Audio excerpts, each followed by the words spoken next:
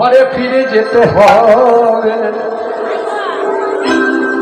চলো আর দেরি করো না। শ্রীরাম দাদা চলো চলো, এই যে দেখো না, হ্যাঁ আজি আমাদের মাঠে বিলম্ব দেখিয়া হেন মুঝি মায় আছে কত আমার মা পথে দাঁড়িয়ে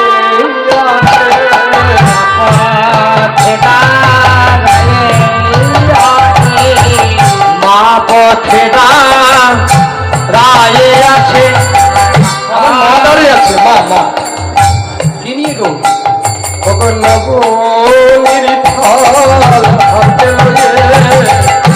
মা পথে দাঁড়িয়ে আছে।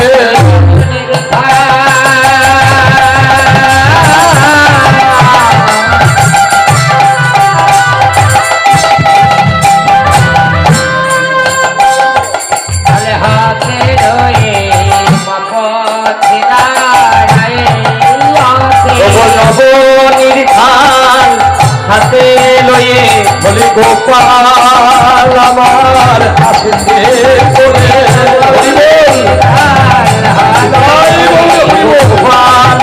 আমার আসে বলে হাতে লয়ে গোপাল আমার আসে বলে গোপাল আমার আসে বলে হাতে লয়ে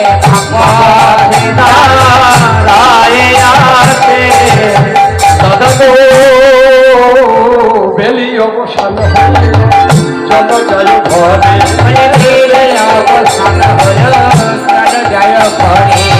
বেলি অবসান হলো চলো যায় ঘরে, বেলি অবসান অবসান অবসান। হরে কৃষ্ণ জয়নিতাই।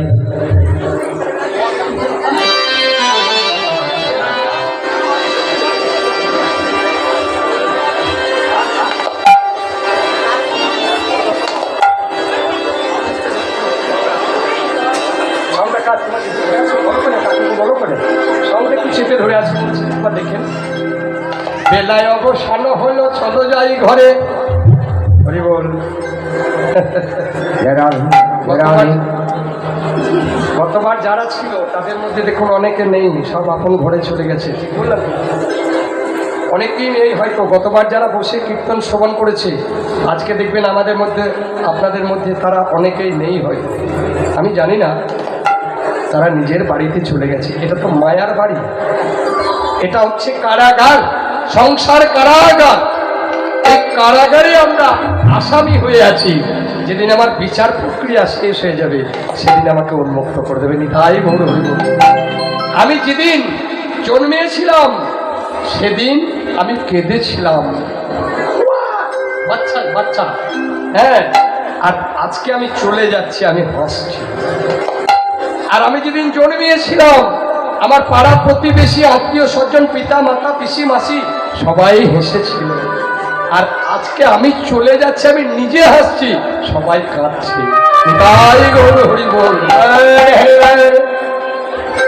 এই হলো কীর্তন। বেলায় অবসান হলো চলো যাই ঘরে, মায়েরা দেখিয়া প্রাণ কেমন কেমন করে। দেখো হরে কৃষ্ণ বাবা, একটু ভালো করে শোনো, খুব ভালো লাগছে। আপনাদের মতো আমি বহু আসরে গান করেছি, এই বীরভূমেও করেছি, কিন্তু চঞ্চল শ্রোতা এক এক জায়গায় এত থাকে, আপনাদের যেই ধৈর্য সহ্য, আমি আপনাদেরকে সবাইকে একটা অভিশাপ দিয়ে যাবো বামুন হয়ে। অভিশাপ নেবেন আপনারা? মাগো আপনারা অভিশাপ নেবেন? মায়ের একটু অভিশাপ দিতে ভালোবাসেন না? আমি আপনাদেরকে অভিশাপ দিয়ে যাবো, কিন্তু খাতির করবো না। দা তোমার পাকে মার খেয়ে বাড়ি যাবো না? কে মারবে? আমি মারবে না, না আমি বামুন। আমি আপনাদের সকলকে অভিশাপ দিচ্ছি, এই গ্রামের আমার বৃদ্ধ বনিতার যেন কৃষ্ণ পদে মতি হয়।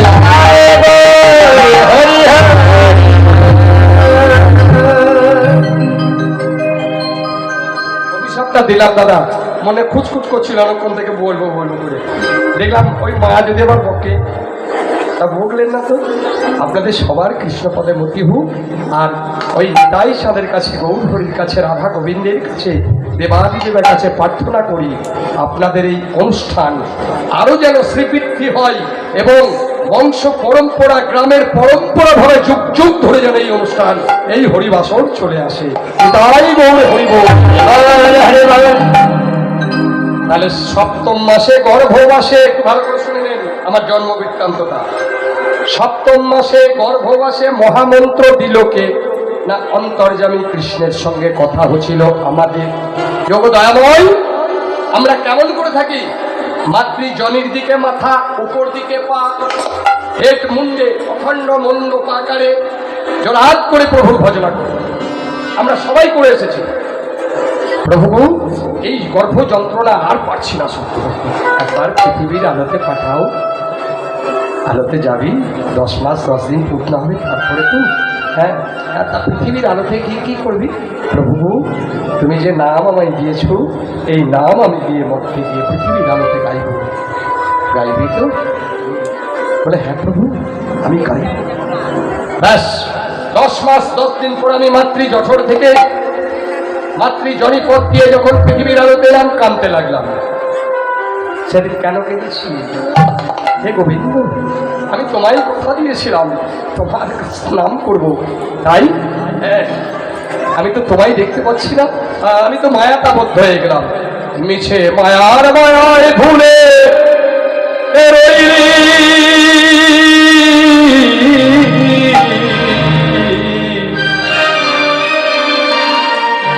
মায়ার মায়ায় ভুলে মিছে মায়ার মায়ায় ভুলে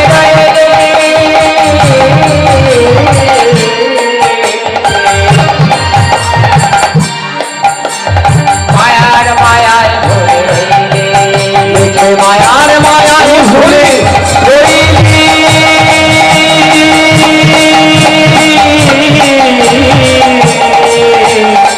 মায়ার মায়ায় ভুলে আর হরি হরি না বললি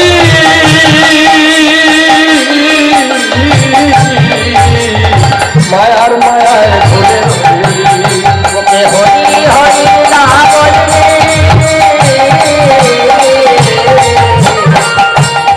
মায়ার মায়ায় ওকে হরি হরি না বললি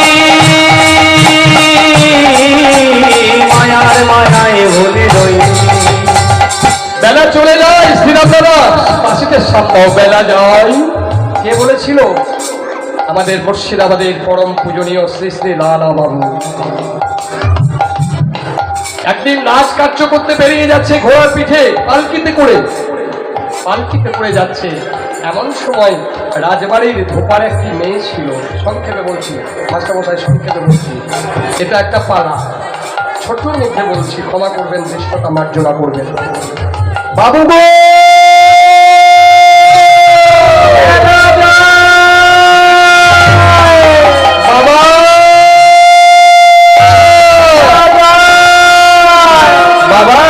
বাবা, বেলা যাই বাবা, বাসনায় আগুনে দাও।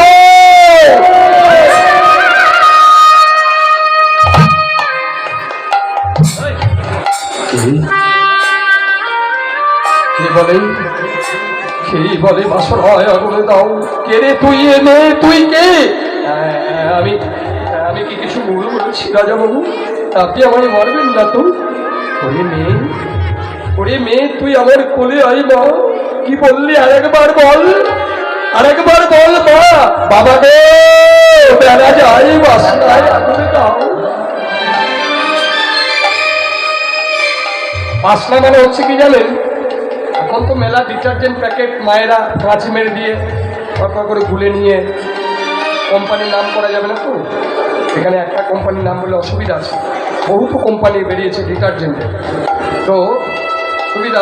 আগে কি করতো? কলার ছোকরোকে পুড়িয়ে ছাই তৈরি করে আগেকার দিনে ওই ডিটারজেন্ট তৈরি করতো জামা কাপড় ধোয়ার জন্য। সেই বাঁধা পুকুর আজও আছে, কাঁদির শ্রীপাঠ লালাবাবু আজও সেই পুকুর আছে, সেই রাজবাড়ি আছে, সেই রাধা বল্লভজিও আছে, যেখানে আমার ওখানকার কমিটির কাদিবাসীর আদেশ, যেখানে যা করবেন পার্থবাবু। রাসে 15 দিন অনুষ্ঠান চলে, এক পক্ষকাল। আর রথে চলে 9 দিনের যজ্ঞ। যে রাসে দুপালা আর পথে দুপালা, এই 4 পালা গান আপনাকে গাইতেই হবে। তার মানে নালাবাবুর অপরিসীম করুণা আমার প্রতি, আমি সেখানে বন্দি, কেউ চেঞ্জ হবে না, সব চেঞ্জ হলেও আমার চেঞ্জ নেই, আমাকে থাকতেই হবে। গোটা কাঁধেই মানুষ হাঁ করে বসে থাকে, এটাই আপনাদের আশীর্বাদে আমার পরম্পরা। লালা শূন্য বাসনায় আগুন দাও। লালা বলল সারা জীবন আমি পালকিতে চড়ে বেরিয়েছি, রাজ ঐশ্বর্য রাজ ভোগ করেছি, রাজ বিছানায় রাজবাড়িতে আমি বাস করেছি। ওরে মন, একবার তো আমি বাসনায় করে দিয়ে হো কৃষ্ণ রাধে বলে একবার তো ডাকার সময় পাইনি। এই সংসার আমি কখনো আমি থাকবো না। লালাবাবু কি করলেন? লালাবাবু রাজ ঐশ্বর্য পরিত্যাগ করে, হে রাধে হে গোবিন্দ তুমি দয়া করো বলে আজ বৃন্দাবনের পথে চললে। কোথা কৃষ্ণ দেখা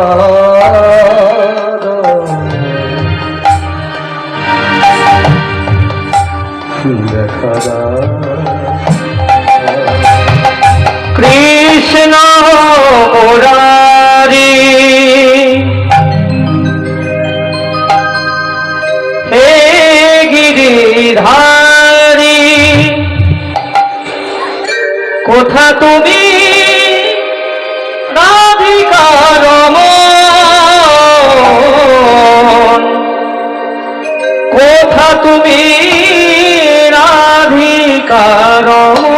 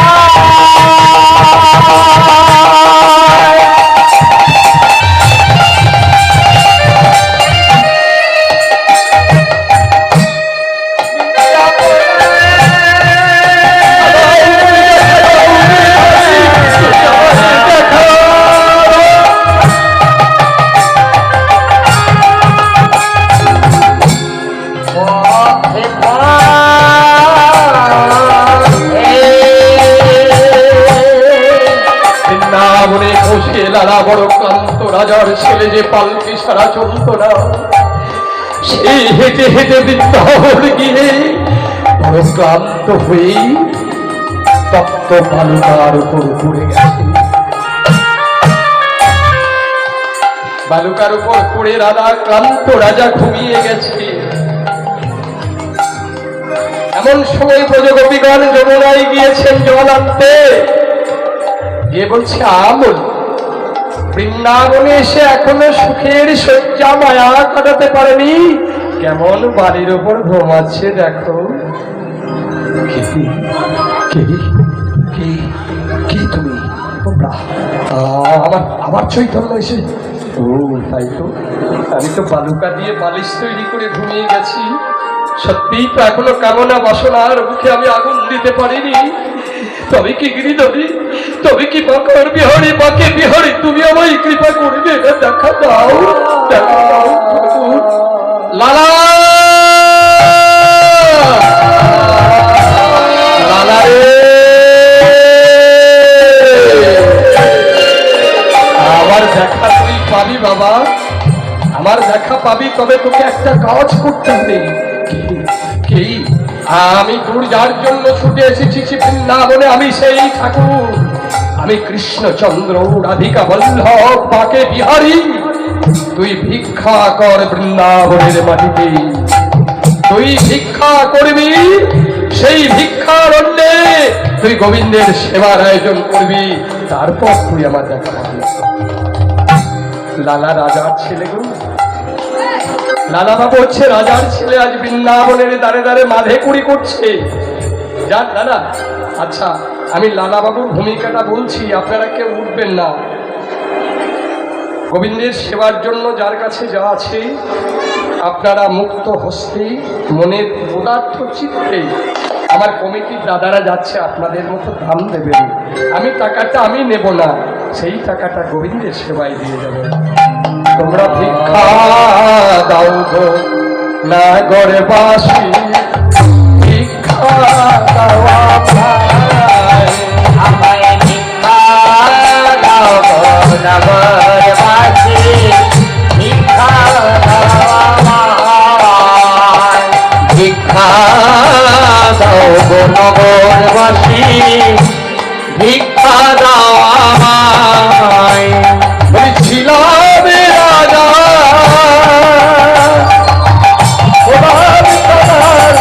ভিক্ষা দাও আমায়, আমায় ভিক্ষা রাজা,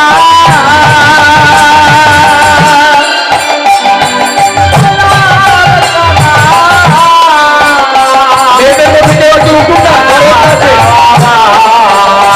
আমায় ভিক্ষা দাও গো নগরবাসী, ভিক্ষা দাও আমায়, ভিক্ষা দাও গো নগরবাসী, মায়েদের মধ্যে উঠুন।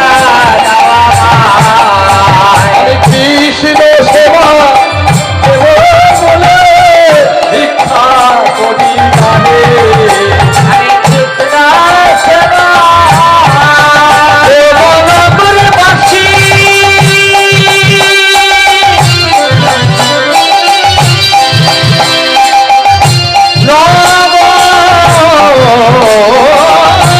নগরবাসী,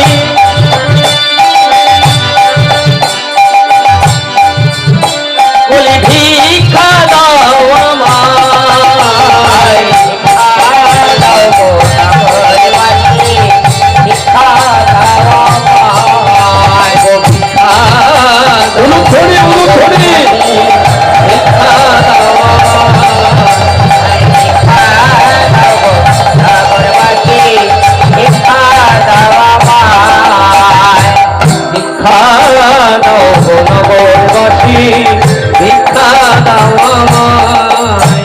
লালা ভিক্ষা করছে, কিন্তু তাতেও গোবিন্দের দর্শন পেল না। আবার দৈব মনে হচ্ছে লালা, লালা রে, তুই আবার দেখা কি করে পাবি? তুই তো একটা বাড়ি ভিক্ষা করিসনি।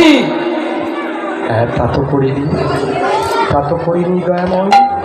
আমার চির প্রতিদ্বন্দ্বী, চিরদিন যার সঙ্গে মামলা লড়েছি, সেই জগৎ শেঠের বাড়িতে আমি ভিক্ষা করিনি।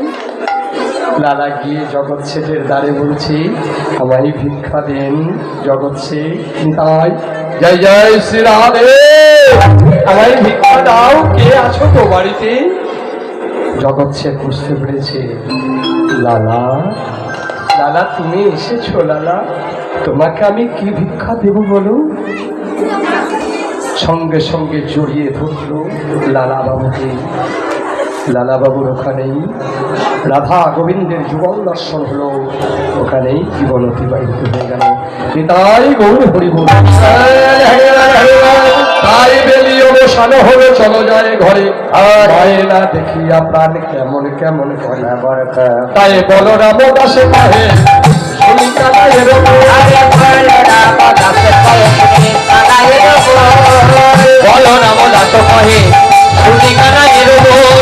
সকল রাখালো মাঝে পরে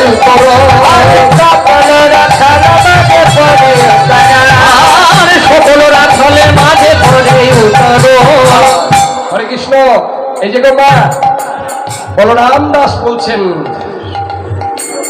বলরাম দাস কহে শুনি কানাইয়ের বল, সকল রাখালো মাঝে পরে উতরো। আমরা যখন স্কুলে ছুটি হয়, হই হই করতে করতে আসি না, কত আনন্দ হয়। এখানে রাখাল বললো কেন? এখানে বাগাল বললো না কেন, রাখাল বললো কেন? মাগো ভালো করে শোনো, তোমরা ভিক্ষা টুকটাক দাও, কথা কম। এখানে রাখাল বললো কেন, বাগাল বললো না কেন? গরু চড়ানো বাগাল, ওনাকে রাখাল বললো কেন? রাখাল কেন? বাগালি বাকে রাখালি বাকে, এটা জানতে হবে। রাখালি বাকে বাগালি বাকে, এটা জানার দরকার সবার। বাগাল হলো আমরা, হরে কৃষ্ণ। বাগাল হলাম আমরা, আর রাখাল হলো যিনি রাখতে জানেন, তিনি হচ্ছেন রাখাল।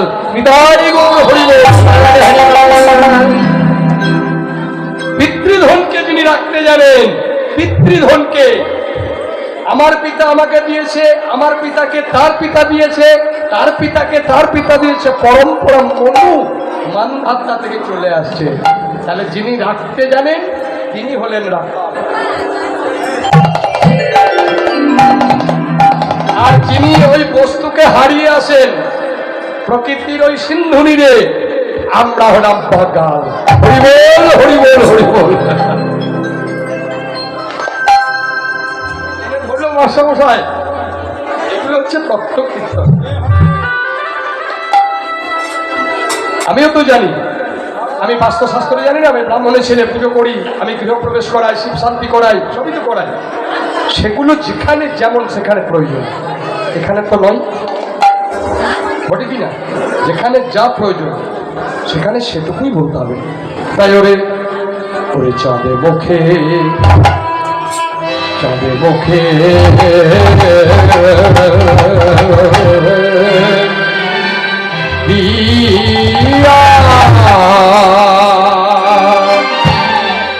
ও দিয়া